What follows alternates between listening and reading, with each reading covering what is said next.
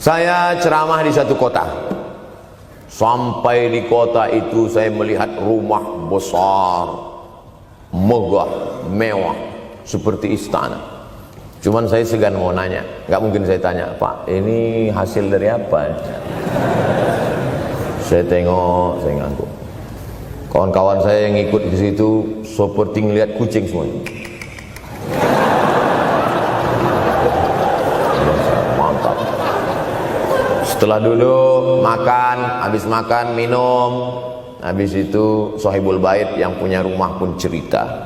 Ustadz Abdul Somad, iya Pak, dulu ini hanya bambu-bambu yang dikasih daun, yang dikasih terpal.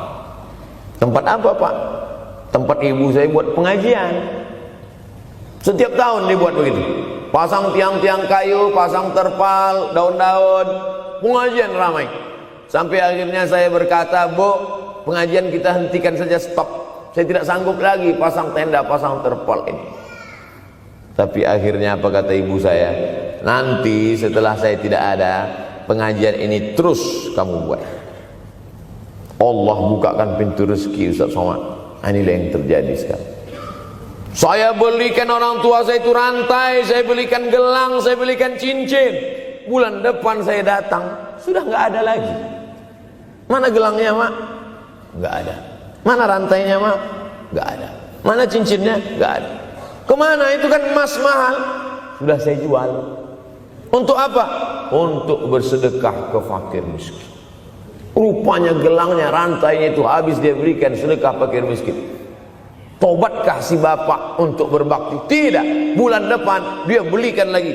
Sampai akhirnya diberikan Allah balasan melimpah ruah. Ternyata ini rahasia dari keberhasilan hidup, karena menyenangkan hati orang tua. Saya tak sebut nama, saya tak sebut lokasi, tapi yang mau berkunjung nanti saya kasih lokasi tepatnya. Saya kasihkan nanti alamat dari Google, saya kasih, supaya melihat secara nyata.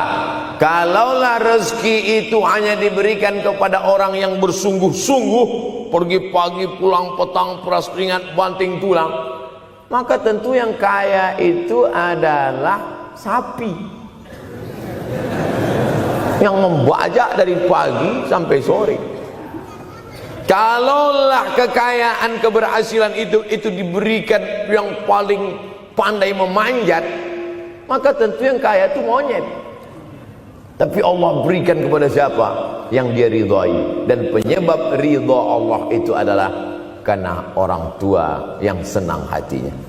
Yang sempat durhaka, tidak sempat minta maaf, meninggal dunia dia sudah, apa boleh buat? Kau sudah booking seat di neraka.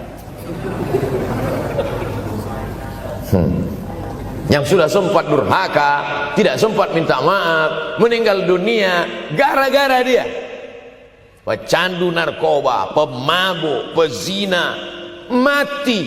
Orang tua dalam keadaan susah. Berapa kali saya ketemu ibu-ibu selesai pengajian, pergi saya ke tempat parkir, ibu tua 70 tahun menangis. Ibu nangis kenapa Bu? Anak saya Pak Ustadz. Kenapa dia?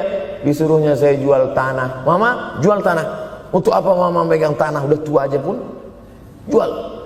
Mestinya anak itu yang menyenangkan hatinya di hari tuanya, bukan malah menyuruh jual tanahnya. Jual tanah supaya dia bisa bangun rumah, jual tanah supaya dia bisa menyekolahkan anak-anaknya. Na'udzubillah. Sudahlah tidak membahagiakan, malah menyusahkan. Ustaz, anak saya nyuruh saya jual tanah saya supaya dia senang, supaya dia dapat duit. Gimana nih Pak Ustaz? Mungkin si ibu berharap saya menjawab, ibu sabar aja ya Bu, sabar ya. Ibu salah tanya Bu. Kalau mau sabar cari ustadz lain, ada spesialis sabar, bukan saya. Begitu dia kasih tahu, anak saya maksa saya jual tanah saya, Pak Ustadz gimana? Mana alamat rumah anaknya? Mana? Saya mau datang. Mana? Anak durhaka, neraka jahanam tempat kau.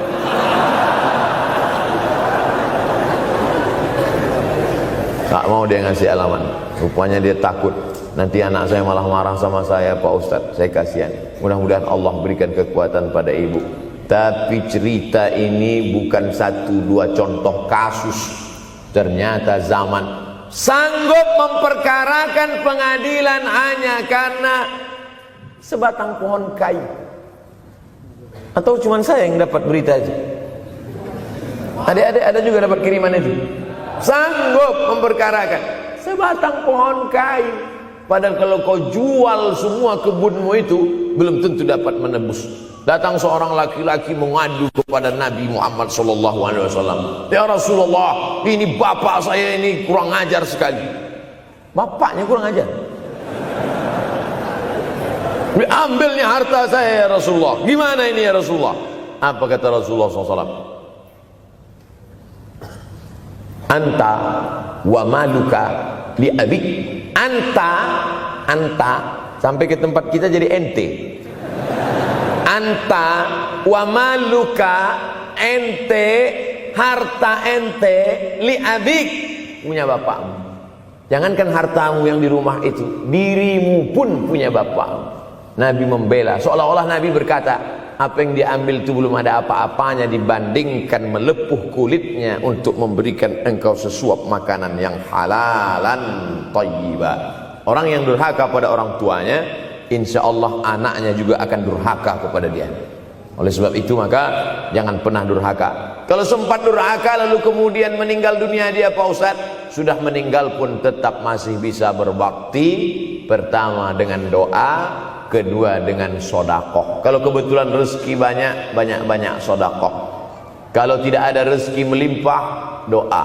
Bangun malam, Rabbi firli wali walidayya warhamhuma kama Rabbi firli, ya Tuhanku ampunkan aku, wali walidayya, ibu dan ayahku, warhamhuma, sayangi mereka berdua, kama, sebagaimana Rabbayani shaghira, sebagaimana mereka mendidik aku. Coba kita lihat susunan kalimatnya, seperti ada kekeliruan kalimat. Na'udzubillah, mana mungkin kalimat Allah keliru.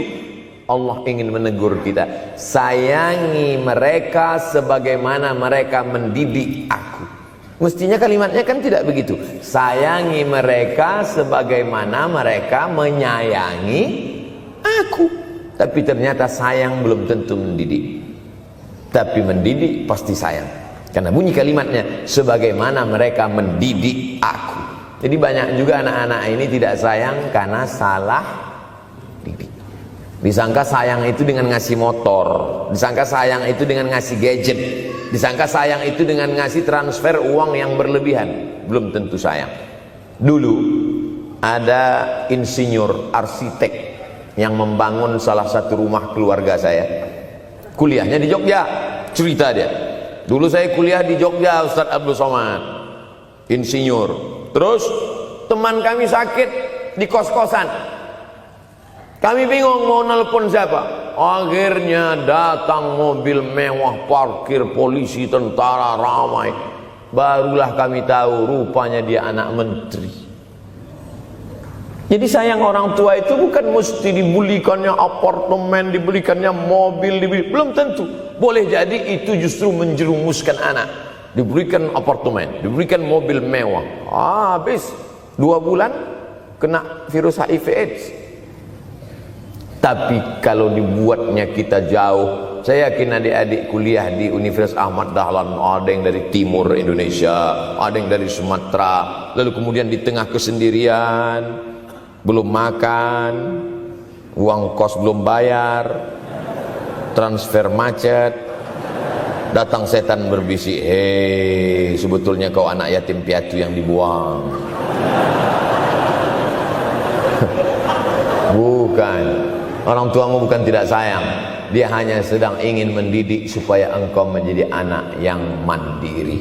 Maka nanti kalau sedang duduk termenung gitu, tiba-tiba datang bisikan, pergilah cari jembatan, terjunlah. Maka saat itu katakan dalam hatimu, lawan, hei setan. Orang tuaku sayang kepadaku, dia hanya ingin supaya aku mandiri. Ada orang tua yang salah didik kepada anak-anak, sampai mengikat tali sepatu pun anak tidak pandai. Baru mau mengikat tali sepatu, sudah diikatkan. Baru mau makan, sudah disuapkan. Akhirnya anak tidak punya keberanian untuk hidup. Harta dia punya, uang dia punya, materi dia ada, satu yang dia tidak punya, tidak ada mental. Tapi anak-anak, adik-adik Universitas Ahmad Dahlan adalah orang yang punya keberanian untuk hidup. Betul?